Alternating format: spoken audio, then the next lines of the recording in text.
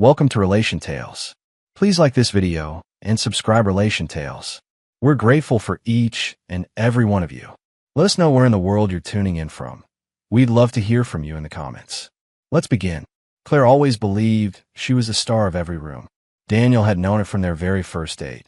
Her confidence, her sparkle, the way she drew attention like light draws moths. And for a while, he'd loved that about her.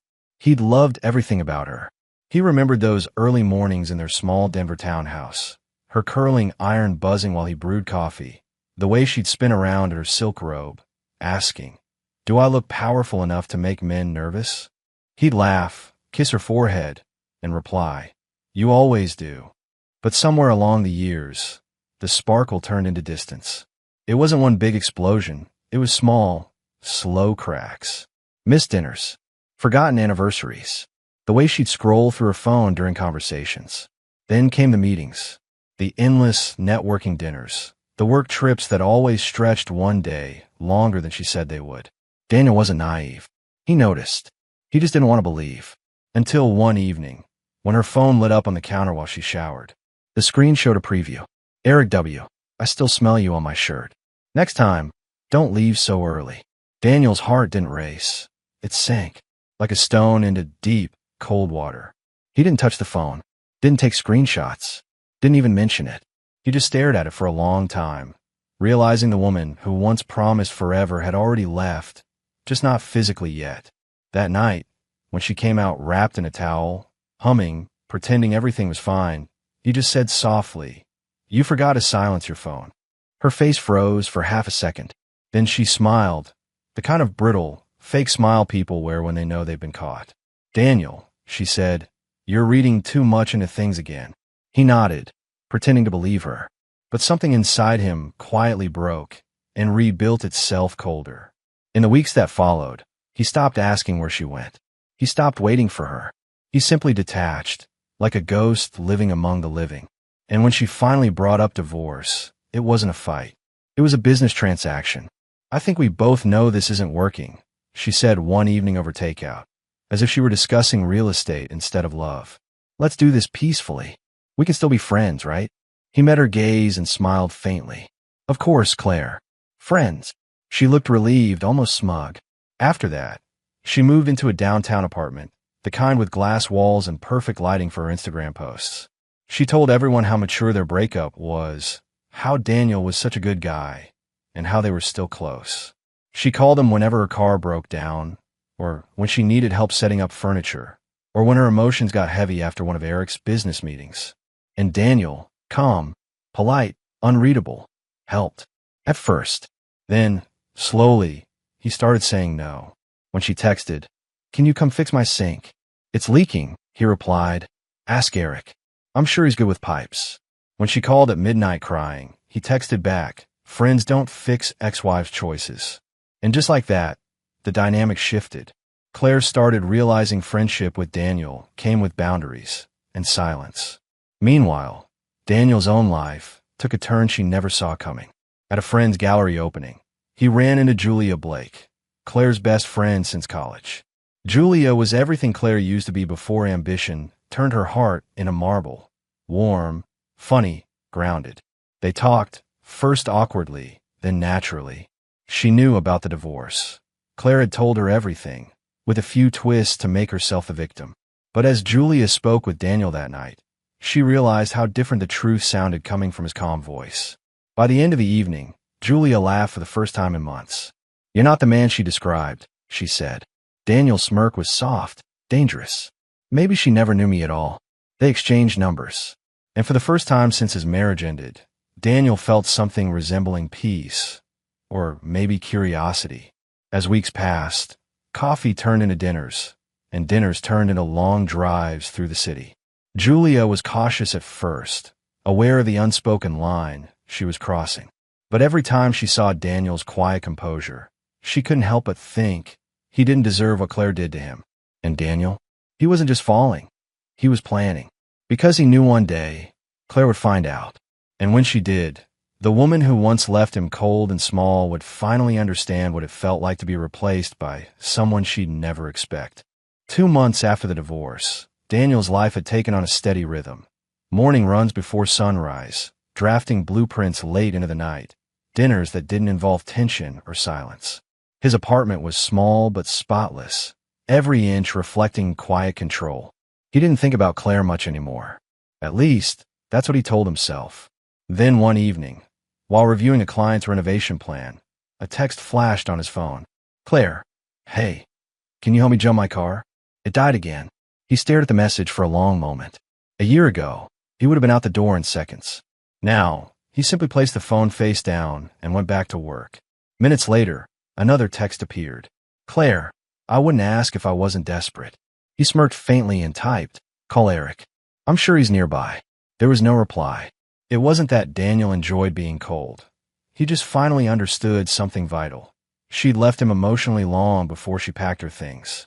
He'd been her safety net, her backup plan, her steady foundation when her world shook. And now, that foundation had cracked on purpose. A week later, fate threw them into the same orbit again. Daniel walked into a downtown restaurant to meet a client and froze for a split second. Claire sat 2 tables away, laughing with Eric.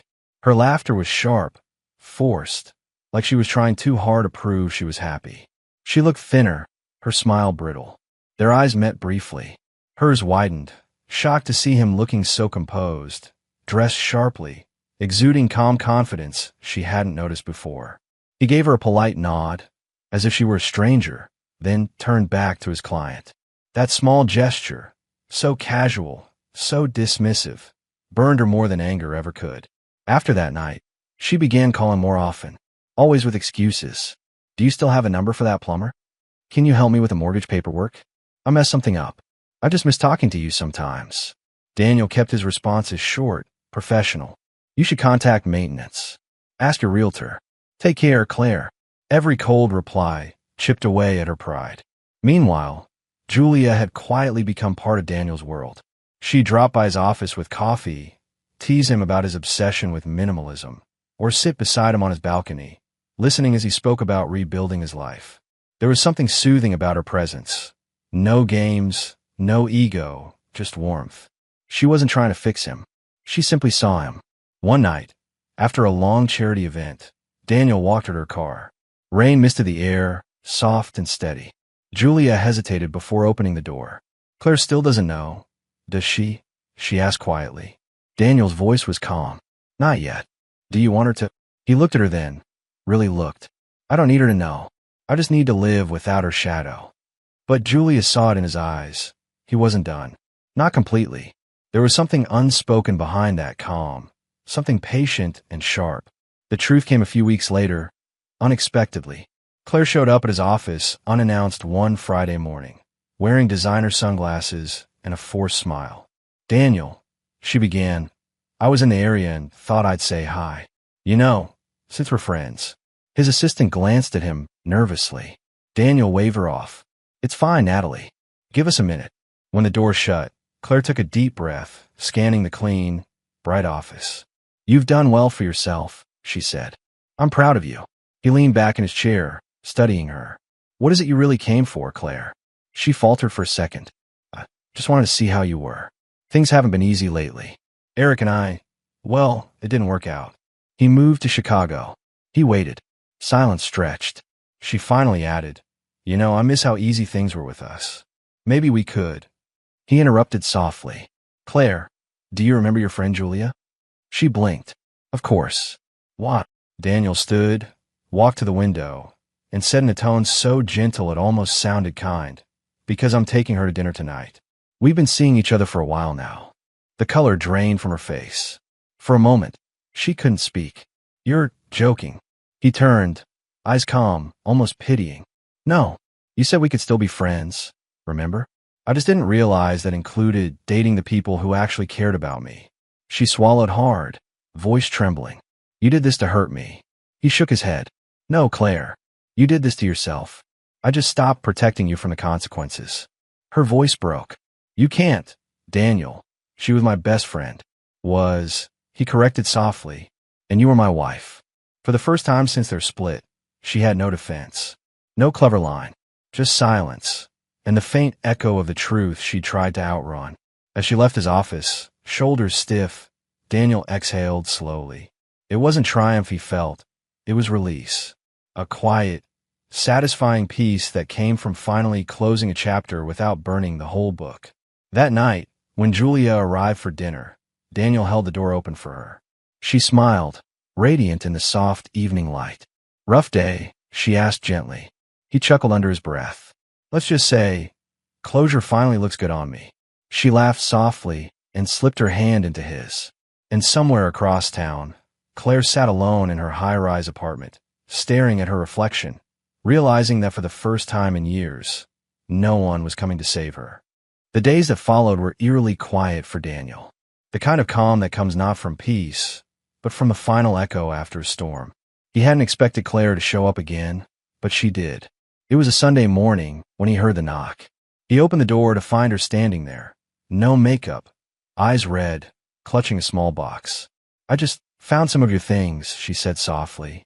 "I thought you won them back." He glanced inside. It was nothing important. Old keys, a worn leather watch strap, a photo of them from years ago, smiling on a beach that no longer meant anything. "You could have thrown these away," he said quietly. "I couldn't," she whispered. Her gaze flicked past him, into his apartment. "You live differently now." He smiled faintly. "Simpler, maybe. Lighter." She shifted on her feet. "You and Julia, are you serious?" Daniel hesitated, watching her expression. "Yes, I am." Claire's throat tightened. "She was supposed to be my friend, Daniel." "She was," he corrected gently. "But friendship doesn't excuse silence when someone's destroying a good man." That hit her harder than she expected. Tears welled, but pride made her blink them back. "You make it sound like I'm the villain." He met her eyes steadily. "You made yourself one, Claire. I just stopped pretending otherwise." She left soon after, but her presence lingered in the air, a ghost he'd finally stopped fearing. For the next few weeks, life moved on. Daniel's career flourished.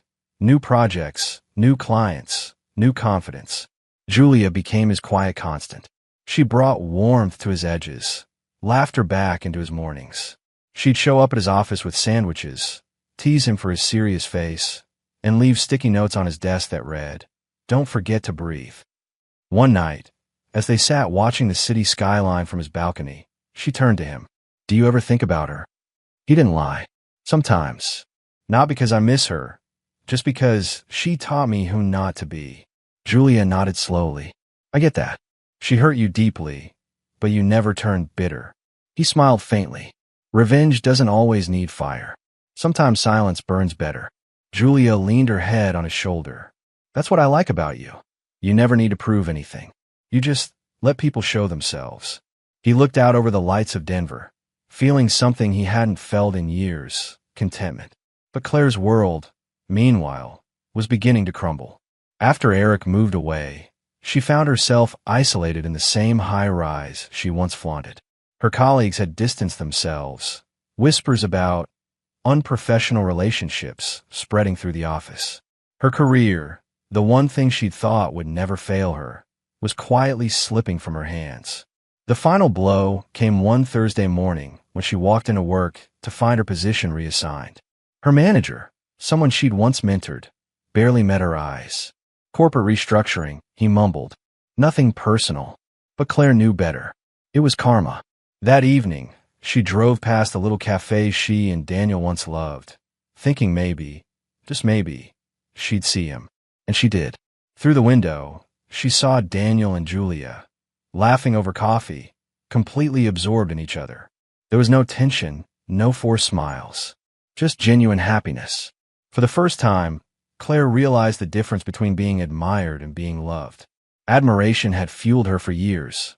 Likes, compliments, attention. But love, that required depth, patience, kindness. Things she had once had in Daniel, and thrown away for fleeting excitement. Her eyes stung. She parked across the street, watching them for a moment before driving off, heart pounding, shame heavy in her chest. That night, she called him again. He didn't answer. Then she texted, "I'm sorry for everything. I know it's too late. I just wanted you to know." Daniel saw it the next morning, read it once, then deleted it. No reply. Not out of cruelty, but because forgiveness didn't need acknowledgement. it was his alone. Weeks later, he and Julia attended an art gala for one of his new design clients. The place was buzzing with laughter, champagne, and soft music. As they mingled, Daniel felt a tap on his shoulder. He turned to see Claire, dressed immaculately, smile rehearsed but trembling. "Daniel," she greeted. "You look happy." "I am," he replied simply. Julia excused herself politely to speak with someone nearby, giving them space. Claire exhaled, lowering her voice. "You really moved on, didn't you?" He studied her face. "I didn't move on, Claire. I moved forward." "Big difference." Her lip quivered, but she forced another smile. "I'm glad you're doing well." "Me too," he said gently, before walking away. She stood there, frozen, watching him join Julia again, hands slipping naturally into hers as they shared an easy laugh. For the rest of the evening, Claire wandered through the glittering room feeling invisible, realizing that somewhere between her ambition and betrayal, she'd lost not just Daniel, but the version of herself who once deserved him. Later that night, Daniel and Julia drove home in quiet contentment.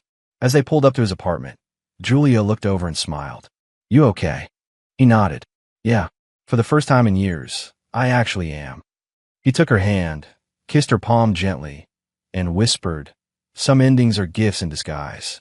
She leaned into him, the city lights washing over their faces.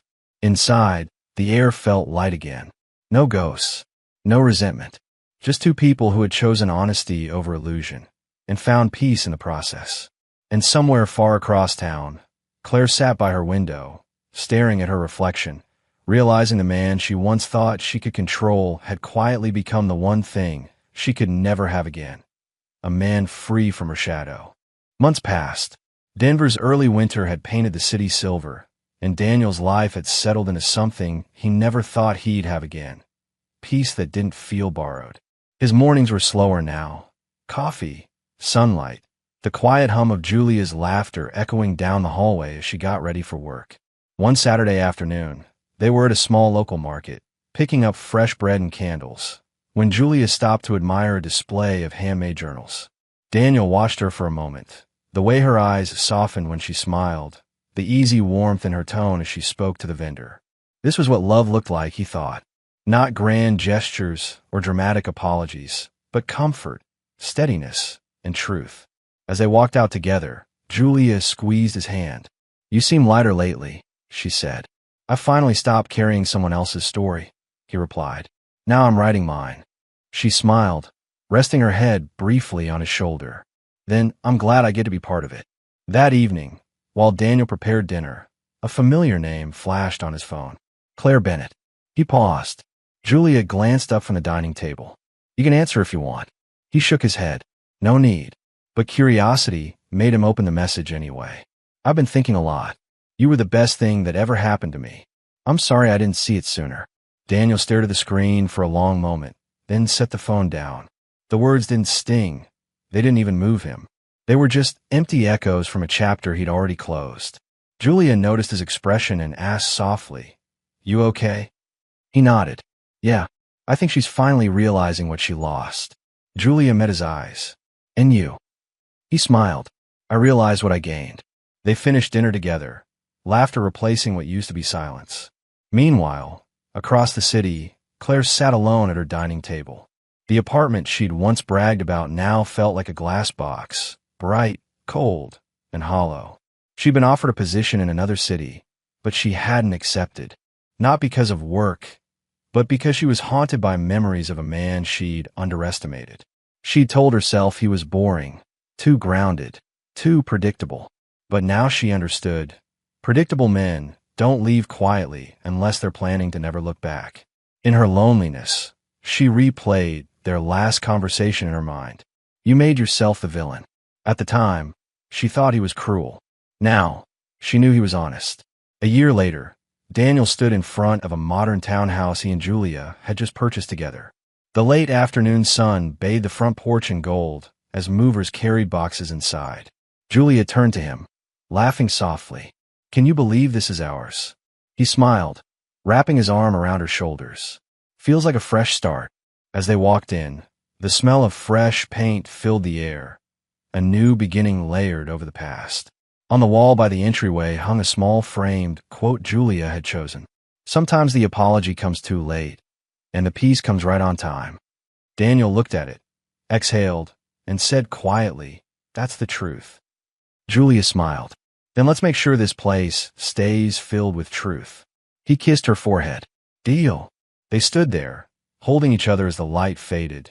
Two people who had learned that love, when real, doesn't need revenge to win. It only needs courage to let go.